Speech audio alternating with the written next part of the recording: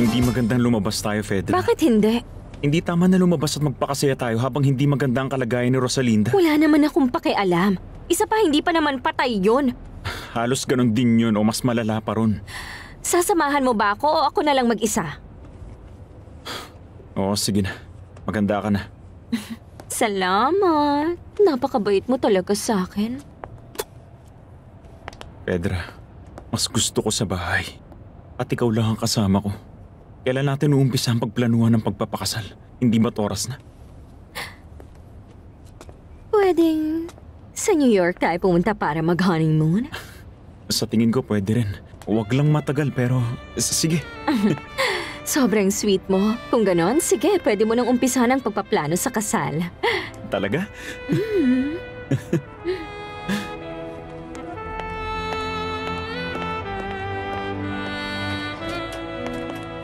Hintayin mo ako, magbibihis na ako dahil medyo padilim na rin.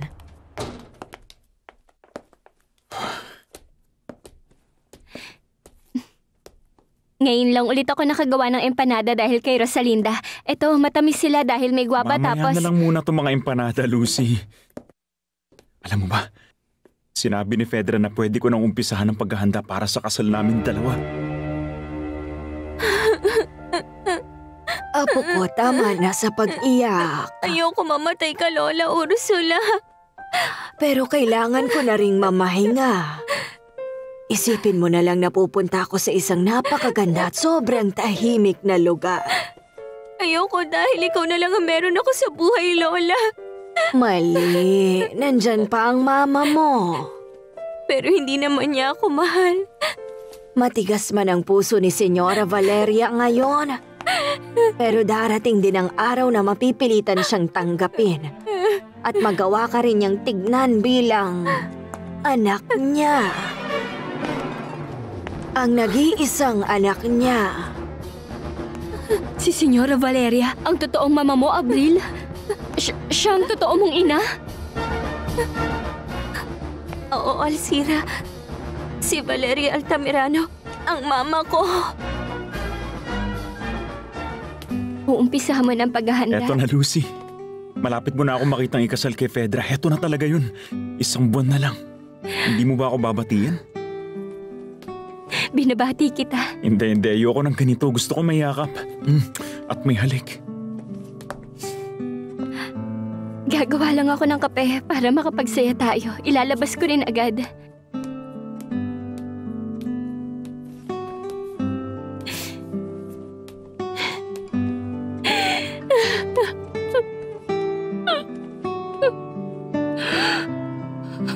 Sinong kasama mong babae, Abril? Kaibigan ko si Alcira. Nagtatrabaho din siya sa bahay ni Mama. Masaya ako makilala kay Lola. Masayang-masaya akong kaibigan ka ni Abril, iha. Halika, Apo. Gusto kong mangako ka sa akin na ipaglalaban mo ang karapatan mo, Apo. Dapat gawin mo ang lahat para mapilit mo si Senyora Valeria na makilala ka bilang nag-iisa niyang anak sa harap ng lahat. Na pagkatapos ipanganak ay ibinigay sa akin. Hindi ko kaya, Lola. Hindi ko kayang gawin yun. Kinamumuhian niya ako. Galit siya sa akin. Sigurado akong bago niya ako tawaging anak, mas gugustuhin pa niya ako makitang patay. Ang ganda mo talaga. Anak nga talaga kita.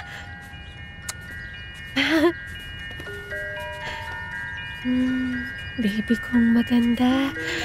Ang ganda-ganda mo. Napakabait ng anak ko.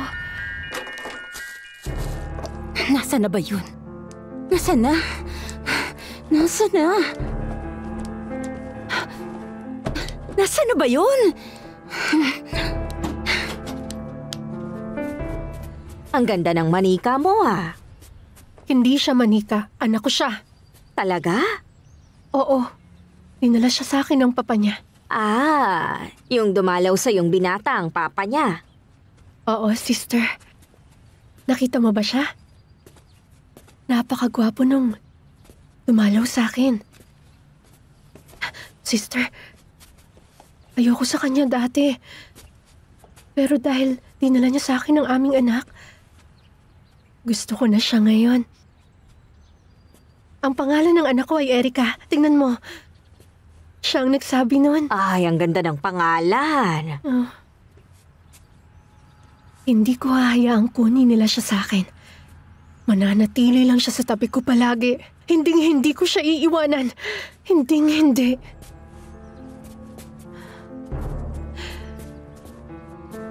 Anak kong maganda. Bigyan mo ako ng tsokolate. Binigay ko na sa'yo. Nakain ko na lahat eh. Wala nang natira. Pero may baby ka na. May totoong baby ka na oh.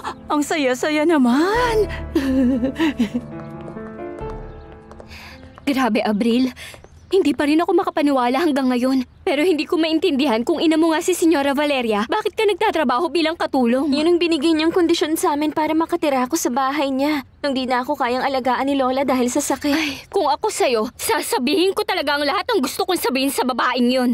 Hindi pwede, Alcira. Patitirahin niya ako sa kalsada. Eh di, hanapin mo ang iyong papa para tulungan ka niya. Pero hindi ko nga alam ang pangalan niya. Ay, grabe talaga.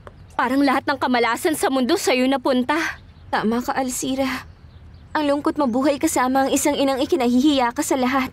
Nagalit sa'yo na parang kasalanan mong ipinanganak ka. Ay. Gusto ko yang baby mo. Akin lang siya. Pero akin lang siya. Ibigay mo siya sa akin. Akin na lang siya. Ibigay mo siya sa akin. Sabing ibigay mo siya sa akin. Rosalie.